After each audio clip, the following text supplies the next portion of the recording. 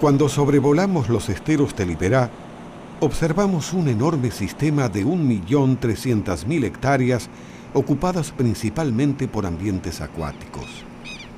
Las características de Liberá lo convierten en un sistema único en Sudamérica en el que viven más de 4.000 especies de plantas y animales.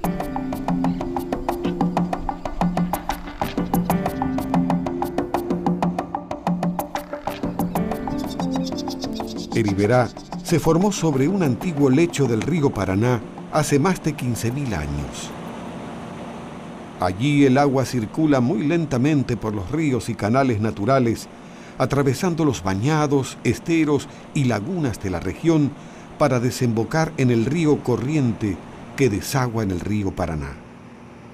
La lenta circulación del agua facilita la aparición de una rica vegetación que forma distintos ambientes.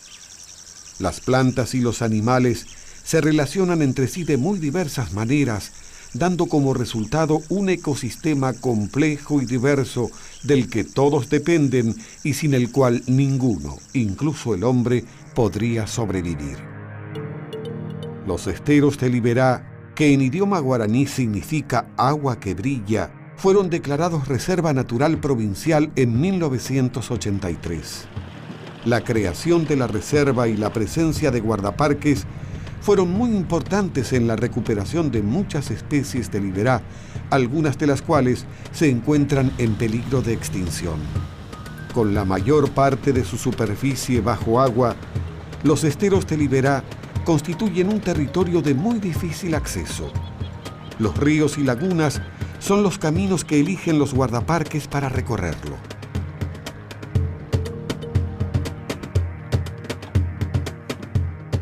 Ahora han salido en un viaje de rutina por el estero.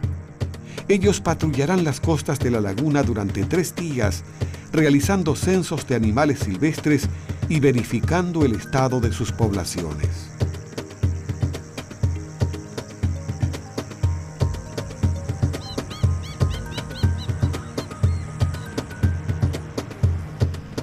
Ahora las poblaciones de carpincho están mejor protegidas. Ellos forman grupos familiares integrados por un macho, varias hembras y sus crías. Los carpinchos viven en el interior del estero y también en las orillas, sobre tierra firme, pero siempre cerca del agua. El carpincho es el roedor más grande que existe. Un ejemplar adulto puede pesar más de 60 kilogramos. Y para mantener su peso deben consumir una enorme cantidad de vegetales cada día.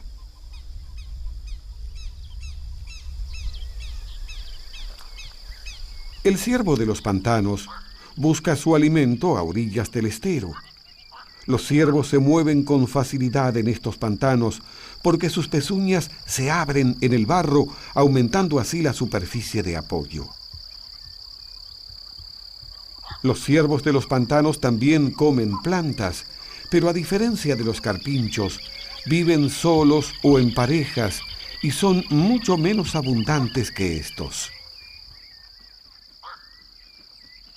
Normalmente, los ciervos comparten su hábitat con los carpinchos y también comparten a sus acompañantes.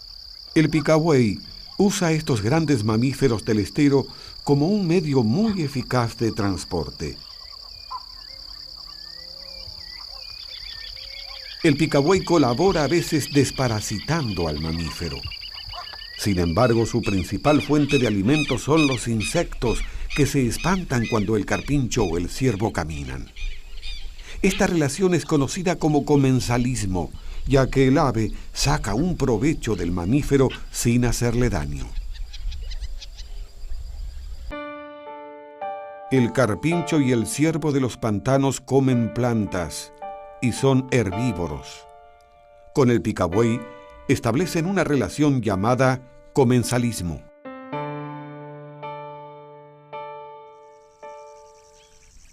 En muchos sectores de Liberá, las aguas están cubiertas de embalsados, que son islas flotantes. Los embalsados se forman cuando ciertas hierbas arraigan sobre la vegetación sumergida, formando un colchón de materia orgánica a medida que las plantas mueren y vuelven a crecer. Cuando el espesor del embalsado va aumentando, es colonizado por otras especies de plantas, incluyendo arbustos y algunos árboles. Sobre los embalsados vive una enorme cantidad de organismos, algunos de los cuales nunca los abandonan.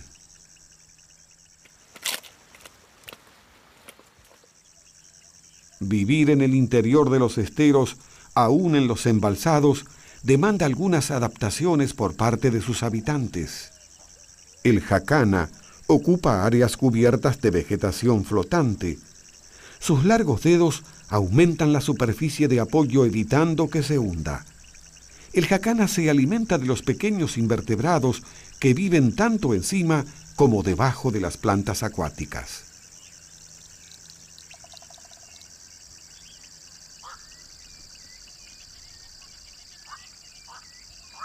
Los chajás ya tienen huevos en su nido y ha llegado el momento en que los miembros de la pareja intercambian posiciones para seguir con la incubación. Esto lo hacen por medio de una ceremonia de relevo que es muy importante para el éxito reproductivo de la pareja.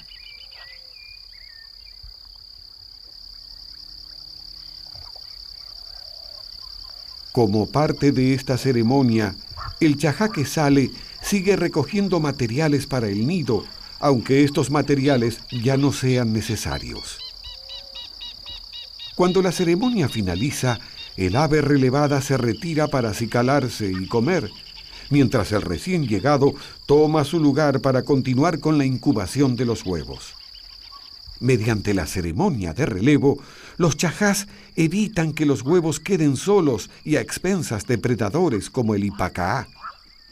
Los ipacaás comen una gran variedad de alimentos, desde huevos hasta insectos y caracoles. El jacana, el chajá y muchos otros organismos suelen vivir cerca de los grupos de carpinchos y de los ciervos. Al alimentarse, estos herbívoros silvestres cortan el pasto del área, formando zonas despejadas donde es más fácil protegerse de los predadores. Así, muchos organismos cohabitan en las áreas pastoreadas por los herbívoros silvestres.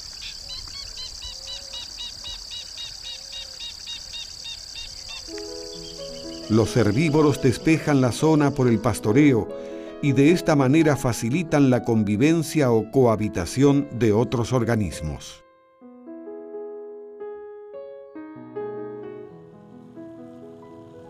Mientras tanto, en las lagunas y riachos, otros organismos interactúan entre sí, aunque a veces estas interacciones puedan resultar fatales.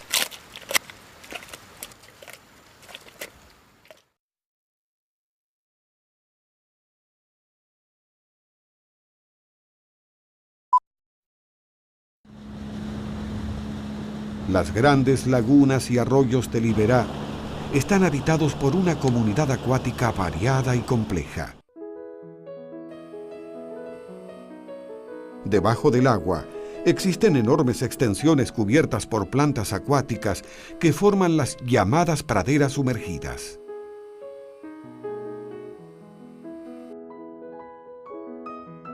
Allí hay muchos organismos, como invertebrados y peces, que se alimentan de estas plantas y que son a su vez el alimento de peces carnívoros más grandes.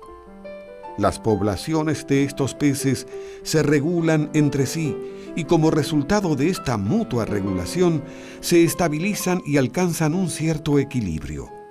Esto también es posible gracias a que los peces grandes son a menudo capturados por otros predadores. Los lobitos de río son hábiles buceadores y todas las mañanas dedican varias horas a capturar su alimento favorito. Una hembra y su cría comparten esta recorrida de pesca. Los lobitos entran en el agua por primera vez a los 2 meses de vida, en la mitad del amamantamiento, y ya no se alejan de ella. El agua está fría y los peces inactivos. No es difícil para estos lobitos obtener lo que buscan.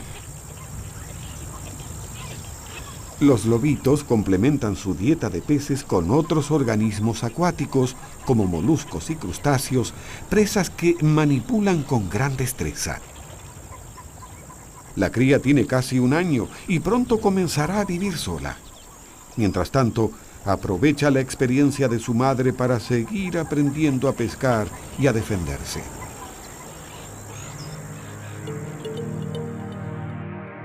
En otra época, los yacarés negros y los yacarés overos eran animales muy escasos. Al crearse la reserva y disminuir la persecución por su cuero, el número de estos reptiles aumentó notablemente en los embalsados y en las orillas de las lagunas. Claro que también tuvieron alimento en abundancia. Pero esta piraña es demasiado grande y hay que ablandarla un poco para facilitar la deglución.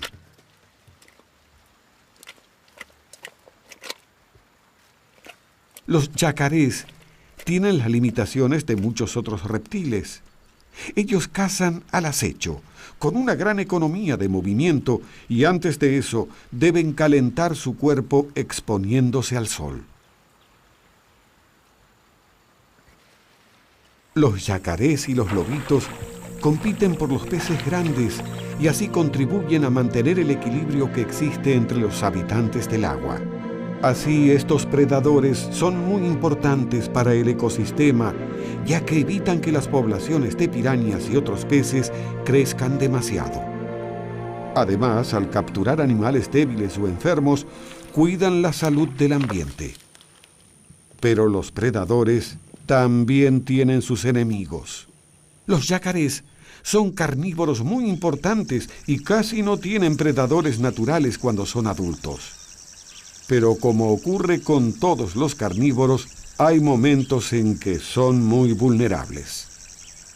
Esta hembra está acompañada por sus crías de más de 1 año de edad. Ahora están mejor preparadas para defenderse solas. Pero estas son solo las sobrevivientes. Hasta el 80% de los yacarés muere en sus primeras semanas de vida en manos de diversos predadores. Uno de ellos es el jabirú. Si no existieran predadores como el jabirú, el número de yacarés aumentaría mucho. El ecosistema entonces podría perder su estabilidad y se rompería el equilibrio que se mantiene entre ciertas especies. Los yacarés cazarían más presas y acabarían rápidamente con su alimento, y esto atentaría contra los propios yacarés y contra los organismos que se relacionan con ellos. Los predadores regulan las poblaciones de sus presas. A veces compiten entre sí por los mismos recursos. En ocasiones, ellos también se convierten en presas de otros predadores. El ecosistema no solo depende de los organismos que lo integran, también está a merced del clima y la geografía.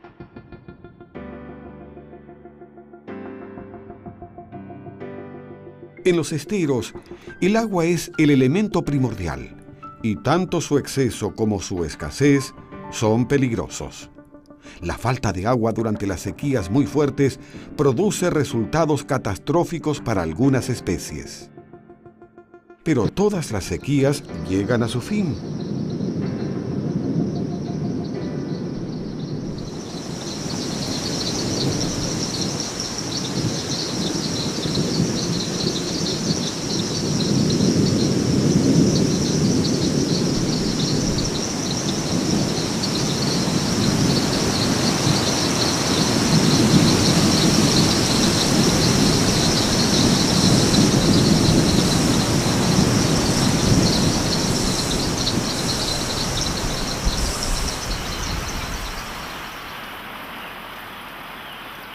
Las lluvias se concentran en el otoño y el verano y así alimentan la cuenca del Iberá con el agua indispensable para la vida.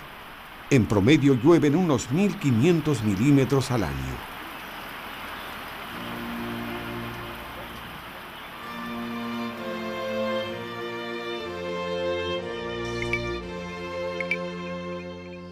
Las ranas responden de inmediato al estímulo del clima. Los machos emiten sus cantos nupciales para atraer a las hembras. Las ranas trepadoras eligen arbustos de baja altura, mientras que las ranas de vientre punteado construyen pequeños estanques en los bordes inundados del estero, desde donde esperan la llegada de una hembra. Los anfibios dependen de la lluvia y el calor para reproducirse y dar origen a una nueva generación de individuos. Esto es muy importante porque los anfibios son parte de la dieta de otros animales. Las garzas cazan anfibios y buscan lugares especiales para nidificar. Algunos embalsados están cubiertos de árboles de laurel, curupí, sangre de drago, ambaí y otras especies que forman pequeños bosques de baja altura. Estos sitios son propicios para que las garzas nidifiquen en colonias. Las colonias son ruidosas y en ellas hay un gran despliegue de movimiento. Nidificar en colonias es la forma que tienen las garzas de proteger mejor a sus huevos y pichones.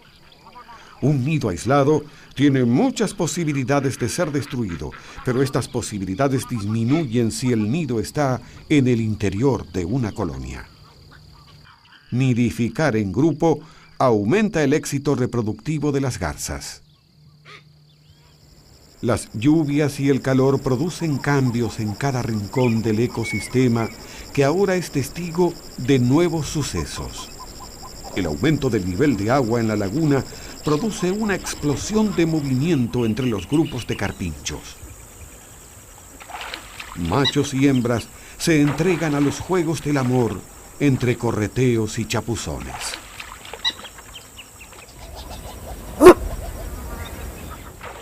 Pero a veces los enamorados llegan demasiado lejos y a este macho no le gustan los intrusos en su territorio.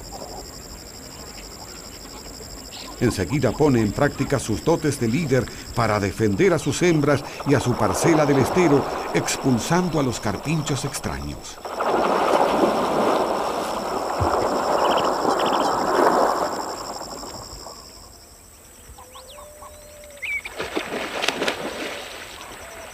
El carpincho defiende su territorio y así protege el suministro de alimento para su prole.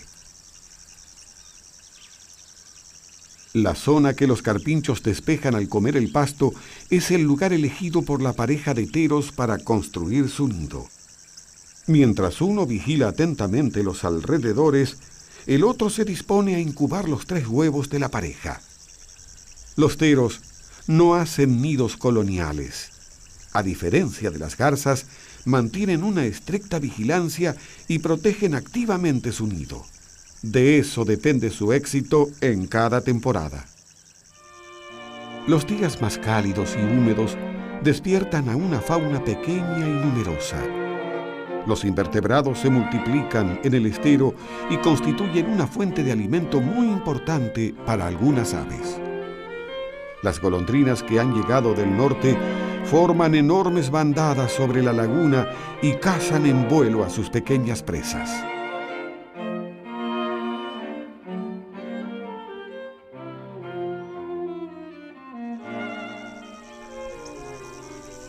El bañado ofrece muchos posaderos que emplea el venteveo para detectar a sus presas entre la vegetación flotante.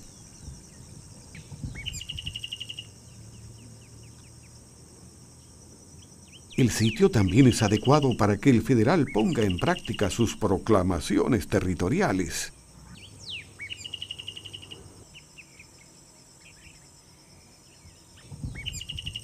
Su canto es rico y variado como el de tordos y boyeros, pero el federal combina las señales acústicas con su llamativo color que ostenta al posarse en ramas altas y que también funciona para señalizar los límites de su territorio. En las zonas abiertas por los herbívoros y en otros sectores del estero, muchos animales se han especializado en el consumo de insectos, y estos son un eslabón muy importante en la red trófica del ecosistema. Los esteros de Liberá están habitados por numerosas especies relacionadas entre sí y con el entorno físico. Pero este delicado sistema natural puede ser puesto en peligro por las actividades humanas.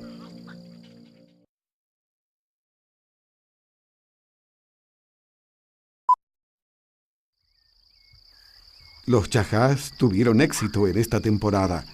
Nacieron 3 pichones de su nidada. Ellos seguirán bajo la vigilancia estricta de sus padres varios meses más hasta alcanzar la madurez sexual.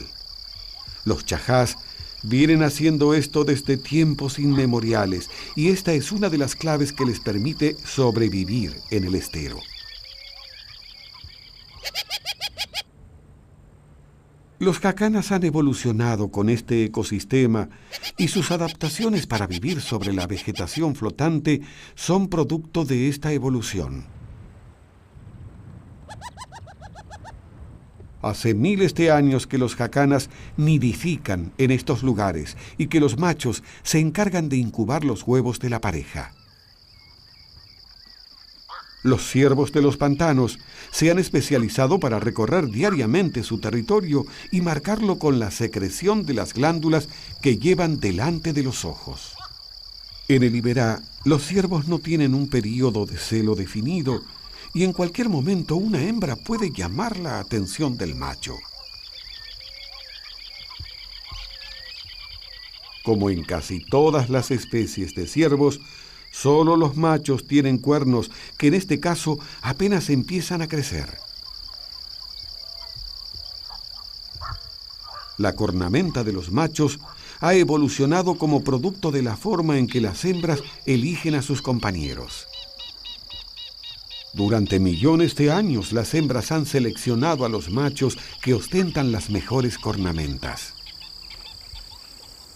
Los lobitos siguen pescando su alimento, formando parte de un entorno natural al cual se han adaptado a lo largo de cientos de generaciones y del cual no pueden prescindir ni alejarse.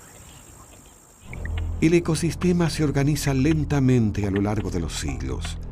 Las plantas producen el alimento primordial que los herbívoros consumen y que es la base de innumerables relaciones ecológicas que se regulan entre sí y por la actividad de los predadores.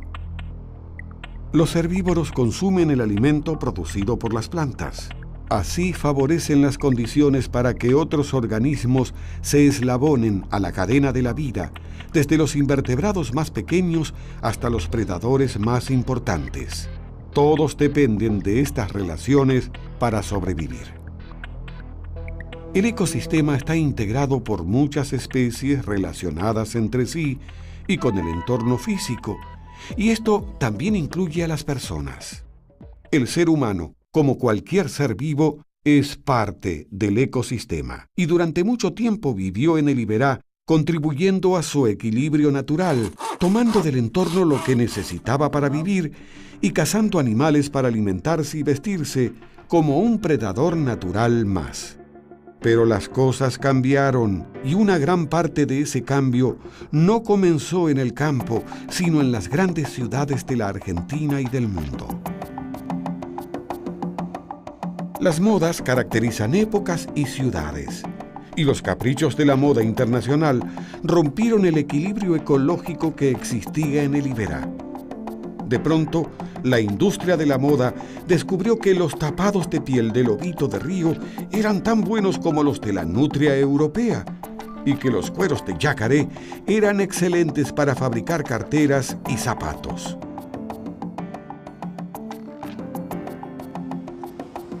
La industria vio también un buen negocio en el cuero curtido de carpincho y la demanda internacional de plumas de garza aumentó en forma explosiva.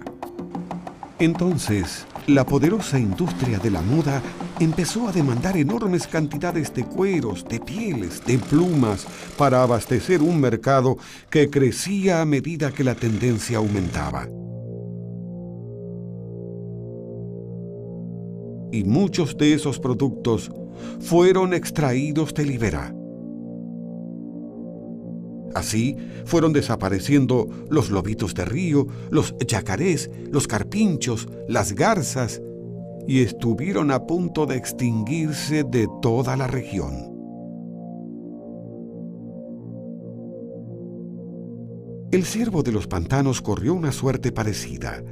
Usualmente los pobladores lo cazaban por su carne y su cuero, pero el problema para esta especie empeoró cuando los cazadores deportivos, en busca de trofeos de caza para decorar sus paredes, mataron a cientos de ellos.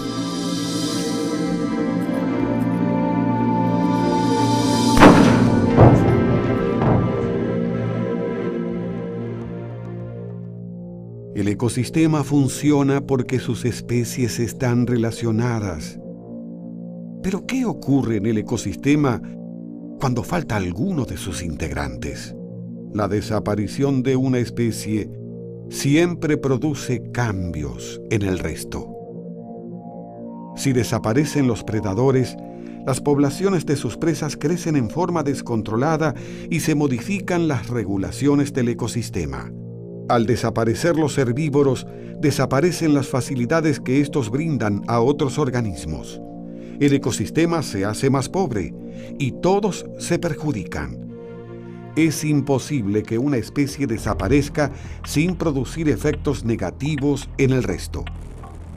La conservación de los ecosistemas está basada en la conservación de todas sus especies, es decir, de su biodiversidad.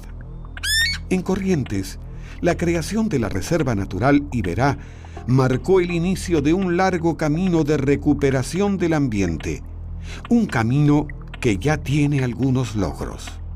Afortunadamente, el ciervo de los pantanos, el lobito de río, el yacaré y otras especies consideradas vulnerables o en peligro de extinción encuentran ahora en el Iberá un ámbito propicio para seguir adelante con sus vidas, cumpliendo su papel esencial en el mantenimiento del ecosistema y creando las condiciones para un mejor desarrollo de la vida en el Iberá.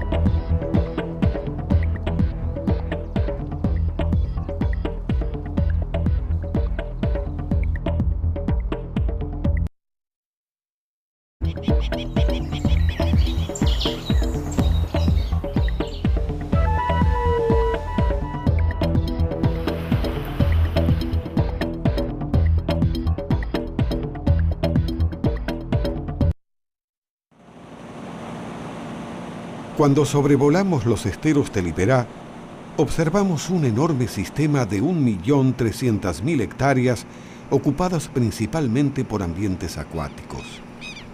Las características del Iberá lo convierten en un sistema único en Sudamérica en el que viven más de 4.000 especies de plantas y animales.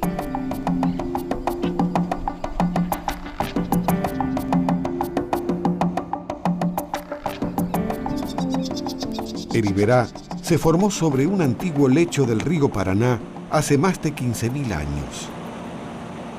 Allí el agua circula muy lentamente por los ríos y canales naturales, atravesando los bañados, esteros y lagunas de la región para desembocar en el río Corriente que desagua en el río Paraná. La lenta circulación del agua facilita la aparición de una rica vegetación que forma distintos ambientes. Las plantas y los animales se relacionan entre sí de muy diversas maneras, dando como resultado un ecosistema complejo y diverso del que todos dependen y sin el cual ninguno, incluso el hombre, podría sobrevivir. Los esteros del Iberá, que en idioma guaraní significa agua que brilla, fueron declarados Reserva Natural Provincial en 1983. La creación de la reserva y la presencia de guardaparques fueron muy importantes en la recuperación de muchos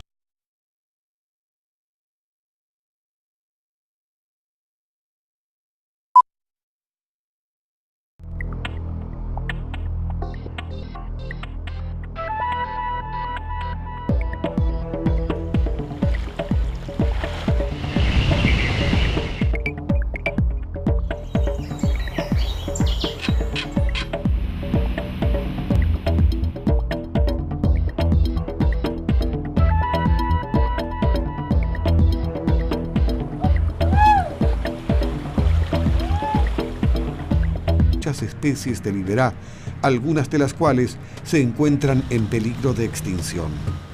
Con la mayor parte de su superficie bajo agua, los esteros de liberá constituyen un territorio de muy difícil acceso. Los ríos y lagunas son los caminos que eligen los guardaparques para recorrerlo.